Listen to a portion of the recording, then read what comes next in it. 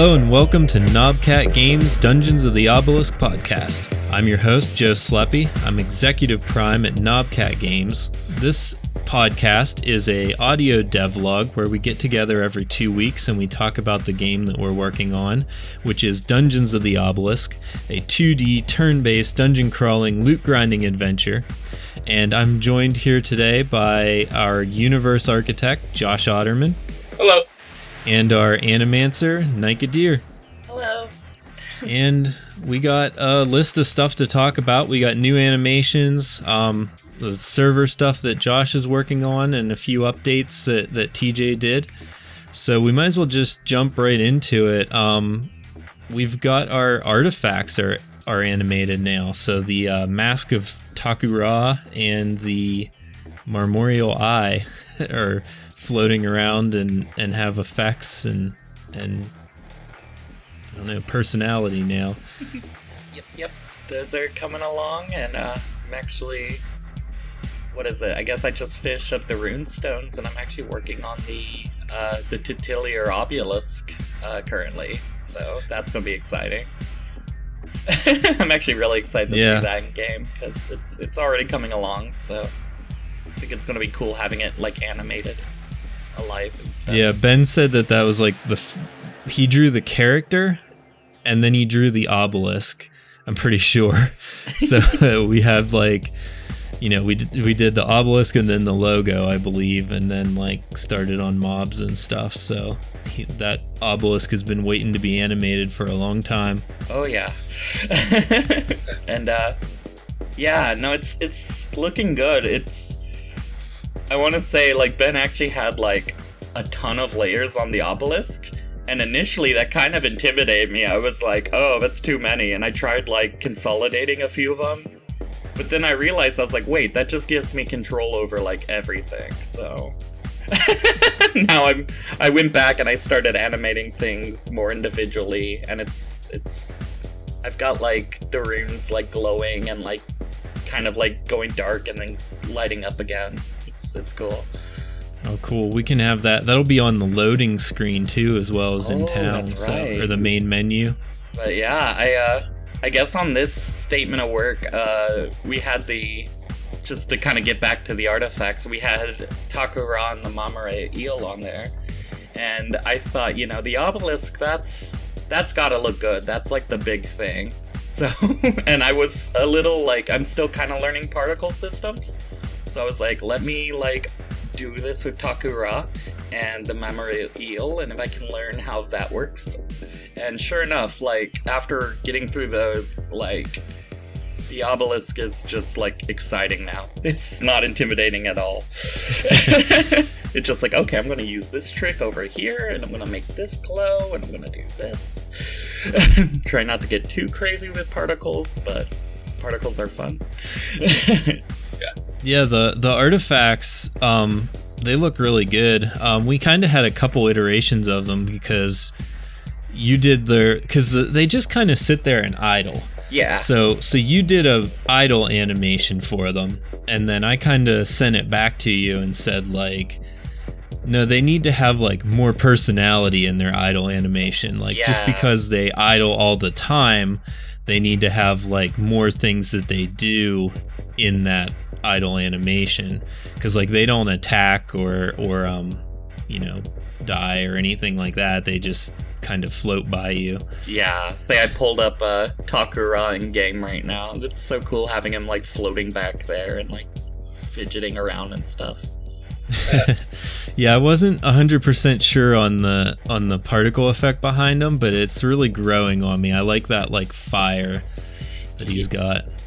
Yeah, and see, we were talking a little about, like, particles resizing and stuff, and, like, I know in the original I wanted, like, kind of the flamey kind of, like, how do I describe that? They're both kind of flame effects, I guess. I'd say so when you look at him in the inventory, he's bigger. Yeah. And it looks more staticky. And then when you look at him, like, in the game, he's smaller and it looks more like just a flame going behind him. Yeah, I wanted that, like, static and that kind of flame particle to kind of, like, blend into each other to add some, like, texture. And I guess that's one thing I wasn't sure about, because like when it gets zoomed out, the flame part gets bigger, but the texture kind of, or the static kind of gets lost in there a little more. But it honestly doesn't look bad. But then when you get zoomed in more, that static comes out a lot more. So I was like, IDK. I'm not sure what is ideal, but I'm sure we'll just keep going back and forth with it till we have it how we want. It looks good to me. I say no changes. Yeah, no, this is, honestly, it's growing on me too as I'm walking around town. This looks pretty cool. I really like the Marmoreal Eye as well, because it has those like pulses that it does. Yeah. And whenever you're running really fast in the dungeon, it'll actually make a trail of the particle effect. Oh, that's perfect. It looks pretty cool. Yeah. I was kind of hoping it would like trail a little bit, but I wasn't sure how that would look in game, so that's really good to hear. I wanted to see if Takura would trail like that. Let me spawn in, see if I can loot creator a, what is it called? Speed Zoom, which is an item that we made for testing, but won't be in the final game probably, at least not right away. So it gives you, it's an item that gives you 3,000% speed. That's a lot.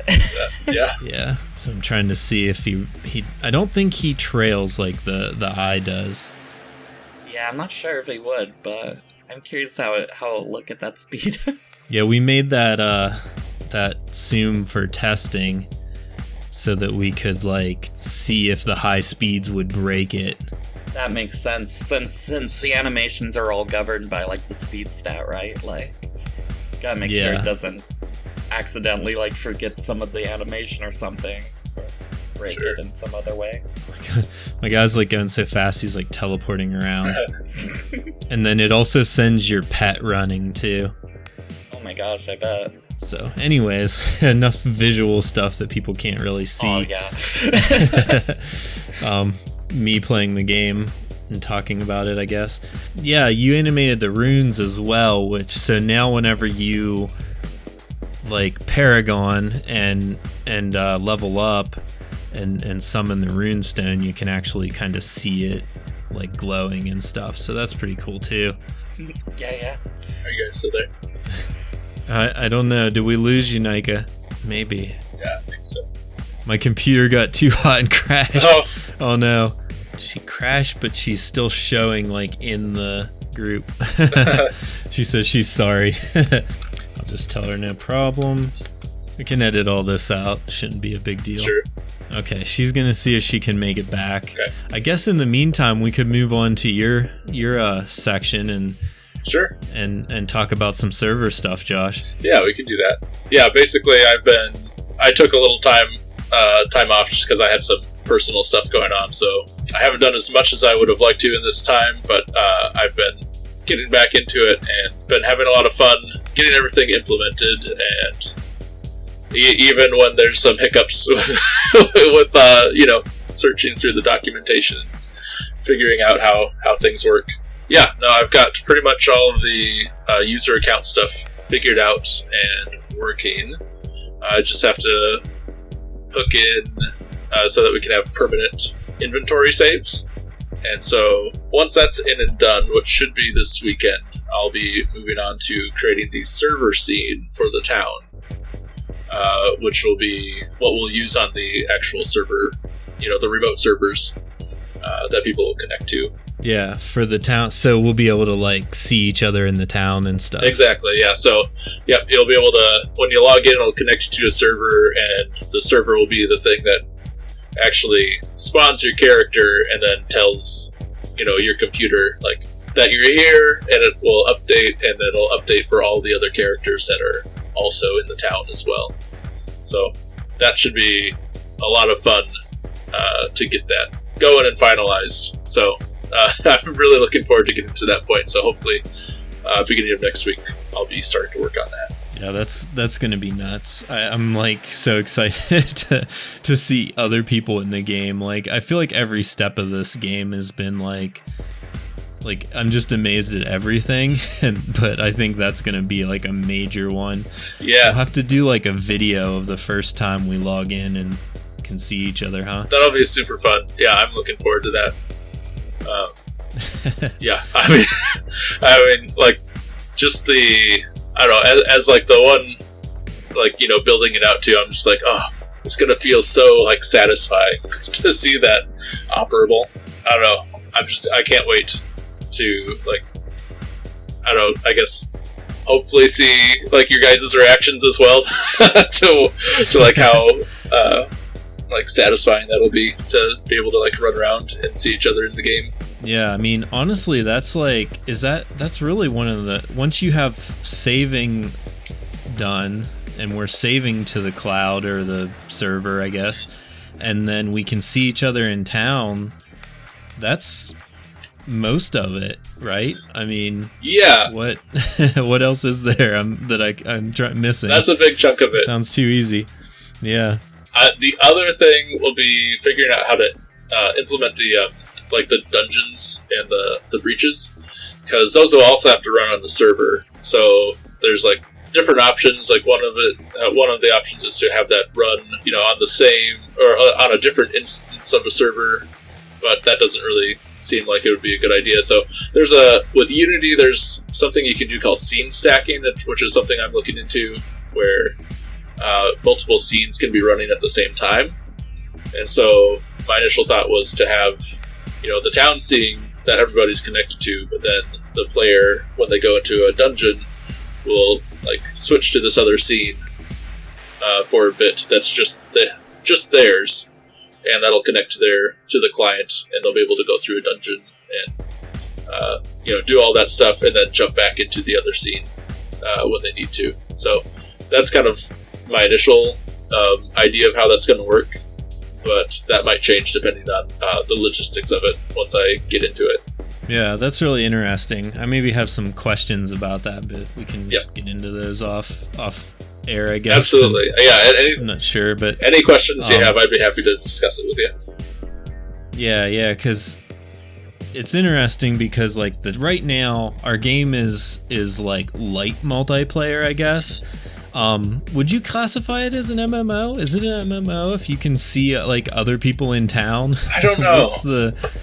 I don't know what the rules are on that, so we're gonna have to clarify that for Steam, because I have to pick those options in Steam. But anyways, like it's mostly a single player game right now. Yeah. With single player game modes, but we're setting up the groundwork for multiplayer stuff in the future. I can't think of the word for it, but like multiplayer where you control the other person's characters. So you grab people off your friends list and bring them into the battle with you, sure, but you control them. So it's not like real-time multiplayer. It's like, you know, you're pulling people off your friends list. But then eventually, maybe someday, we'll get real-time multiplayer as well. Sure. Yeah, I think that I don't know how I would classify that. Maybe like an online RPG. Sorry, but... I'm back. Nika made it back. Hi. Welcome back. Thanks. Welcome back. The computer did not like me playing a game and doing a podcast at the same time, apparently. And That's not good. Our game's not even that intensive. Nah, I gotta probably get a new motherboard or some new fans or something. I'm not sure what the exact trouble is. Just kind of an old PC. Yeah, sorry about that. Yeah, we were just talking about server stuff and whether our game classifies as an MMO or what. Yeah. But I guess that's a good question, because it definitely has like multiplayer aspects, but it kind of plays solo-ish too, so I'm not sure. Yeah. I think it's probably like you could check the MMO, because we intend to do that more features in the future, because I don't know if you can go back and add them when you update. Yeah, for sure. Yeah, I mean, I would think. I mean, it kind of falls under like the hub MMO type of classification, I would think. definitely an MMO in that you are actually seeing many people in town. And plus with the chat system that we'll be implementing too, that'll be, you can actually interact with people. Yeah. Oh, and server-wide notifications when somebody gets some cool item or something too. Yeah, I forgot about those. Yeah.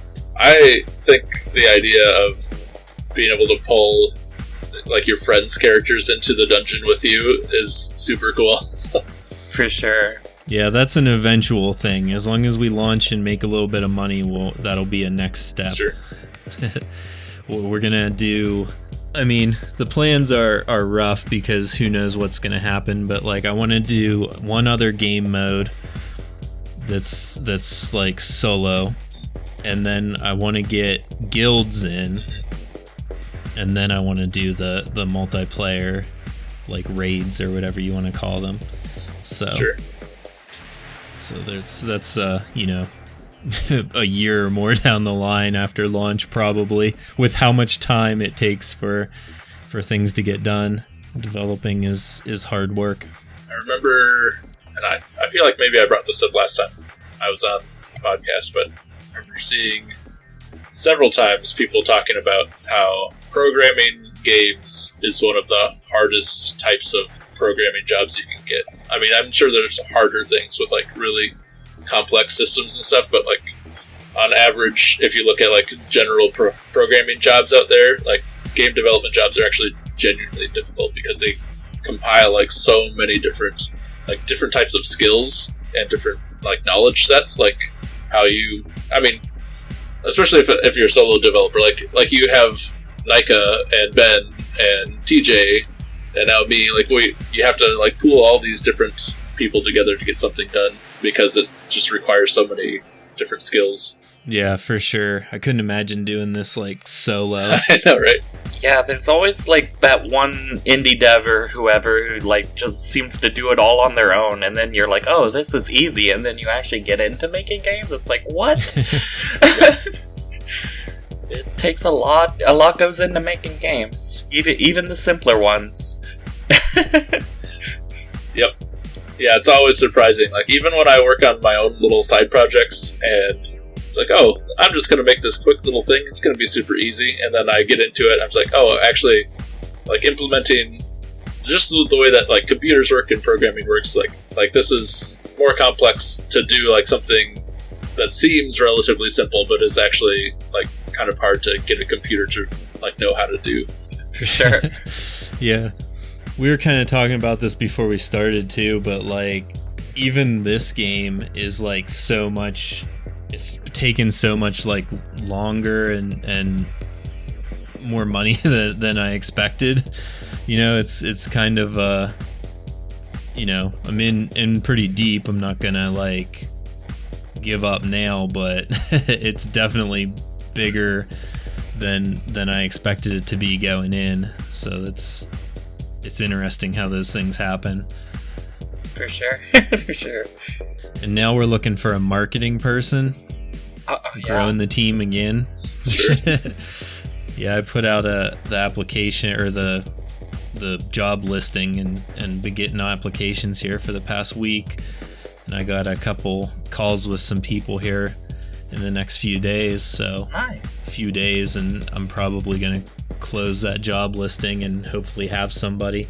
Nice. So I think it's pretty exciting. Like I've been back and forth about this, like if we could do the marketing ourselves or not, and I've kind of decided that I can't do it. Like we've been trying here for a while, and Nika's done a really good job with the Instagram and growing that. Oh, thanks. But I mean, if we get a marketing person, like, I'm gonna be keeping my eyes on what they do just for personal reference, because, like, I've had to learn a lot of new stuff just running the Instagram for, like, getting your game out there and stuff, and I'm sure they have the whole, like, book of tricks on that stuff. Yeah, absolutely. Like, I used to... Like, for one thing, like, hashtags, I used to just ignore hashtags. Hashtags get you attention, apparently. Who knew? At least if you know what the trending ones are and which ones are going to get your stuff in front of people. But Yeah. I used to just ignore that stuff. I was like, who cares? No, you definitely have to get on those hashtags. I don't know. It's a whole world that like I don't understand. I've tried to dive into it for like my music and stuff for years, and I don't know. I still have like 120 followers or something on Twitter, so it's not. I'm not the person to be doing that. So hopefully our new marketing person is going to be getting this podcast and everything else out in front of people. For sure. That would be exciting. Yeah, start growing that Discord, getting some more people in there. Heck, once we get it on Steam, maybe getting some people to wishlist it or something. That would be cool. Yeah, I gotta get on to getting the Steam page up, but there's so much to do for that, and then I gotta make a list of things for you and Ben to do for me as well before that can go live. So for sure. Can do. So it's a month or two out yet because of all the work that's involved in it. Oh yeah. Yeah, I never expected it to be so much work just to get the Steam page up. I figured that would be like, a 2-hour thing or something, and it's gonna be like days at least. For real, like I haven't heard much about the process, but what little I have, like the people who were doing it made it seem like something they already were very familiar with, so I had no idea there was so much that went into it. Like, yeah, like I had a friend who I guess was, I don't know if I should be name dropping or not, but yeah, I had a friend releasing a little puzzle roguelike a while back, and they were like, oh, just adding the achievements to my game, doop-de-doop, and it seemed like the easiest thing, and now we're like getting into it. I'm like, oh, there's a lot, actually. Yeah, I wonder if our game needs achievements. That'll be a last thing we do. Yeah. I wonder like how those work. I guess you just program. It's just like any other programming, but it has to tie into Steam somehow. Yeah, I'm not sure how that works. Like if it references something running alongside it or outside of it. I'm not sure. I think I've looked at that a little bit with Steam, but I can't quite remember how it works. I'm guessing it's like probably a Steam API that you call within your game, but just based off of a little bit of research that I've done into their like purchasing system, I'm guessing everything probably works through calling their APIs, but I could be wrong. I don't know.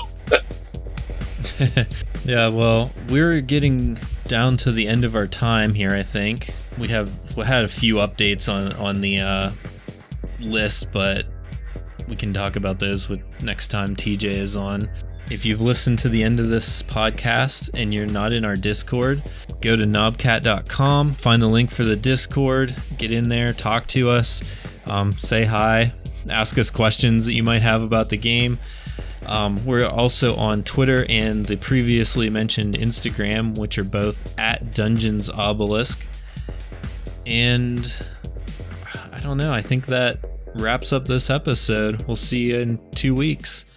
Bye. Bye. Bye.